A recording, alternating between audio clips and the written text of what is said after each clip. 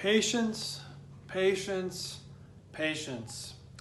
We kind of would like a life, wouldn't we, where we didn't even need patience?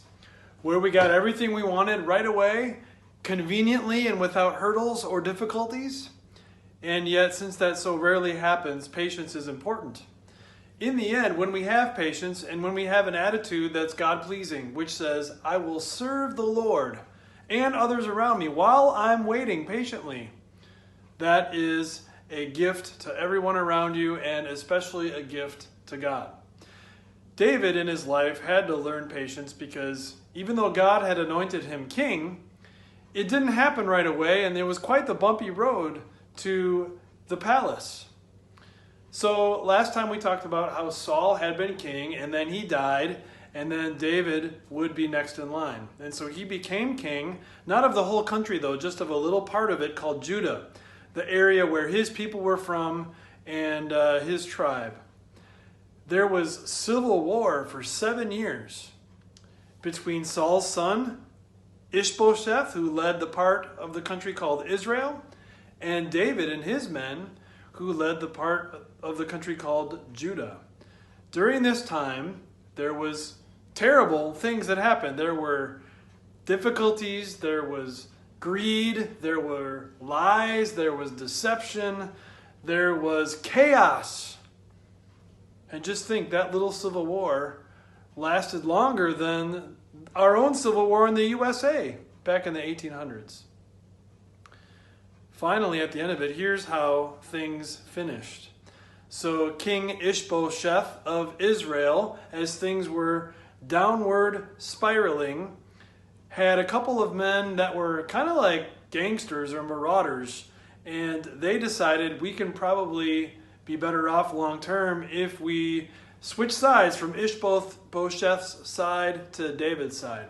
And so they snuck into Ishbosheth's house while he was sleeping in the middle of the day.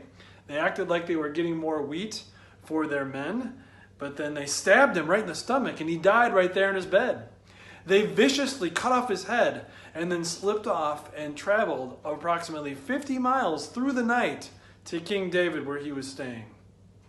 They said, "The Lord has avenged your enemy, my king." And David saw right through it. He knew God hadn't commanded them to kill Ishbosheth.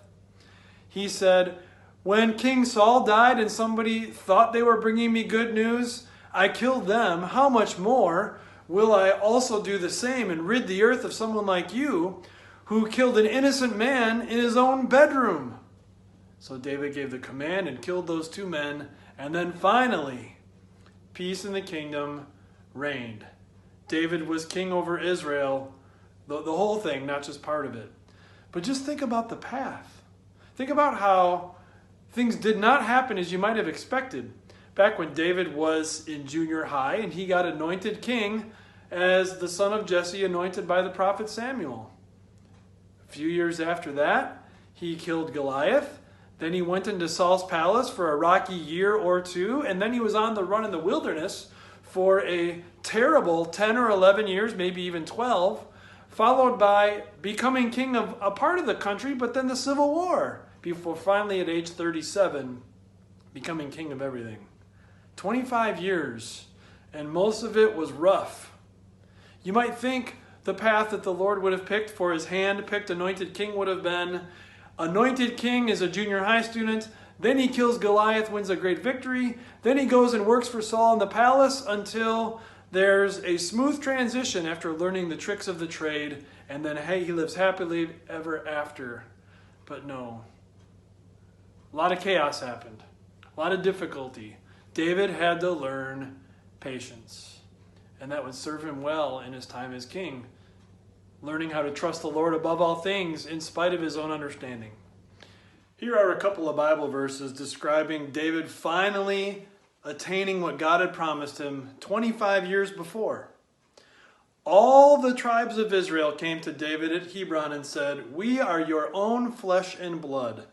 In the past, while Saul was king over us, you were the one who led Israel on their military campaigns. And the Lord said to you, 'You will shepherd my people Israel, and you will become their ruler.'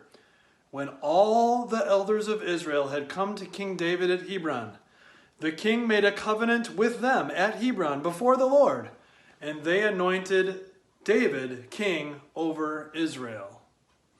It took quite a lot of time, but finally there was peace in the kingdom, and David was king, as it had been promised to him long before. The Lord doesn't change. The Lord always backs up his promises. Rarely, though, does that happen in a way that doesn't require some patience and lots of trust. So that's the point to take home today. That when the Lord makes a promise to bring you relief, he could bring you relief instantly if he wants. Or he could let a difficult path move forward while he leads you to trust him above all things. But fight off the part of you that doubts whether God's in control. Fight off the part of you that isn't sure if God means what he says. Destroy the part of you that wishes you could be in charge, and maybe you should be pleasing other human beings instead of God because you can't trust the God that is there. No. The Lord doesn't change. You can always trust him, and either one of two things is always going to happen. He, in time, will bring you relief from the earthly trial when he thinks it's best. Or that earthly trial deteriorates to the point where it takes your life, but then he brings you relief as he sends his angels to take you to your heavenly home. What a gift God provides when we can take him at his word and trust him above all things and know he's going to always bring relief from everything in one way or the other.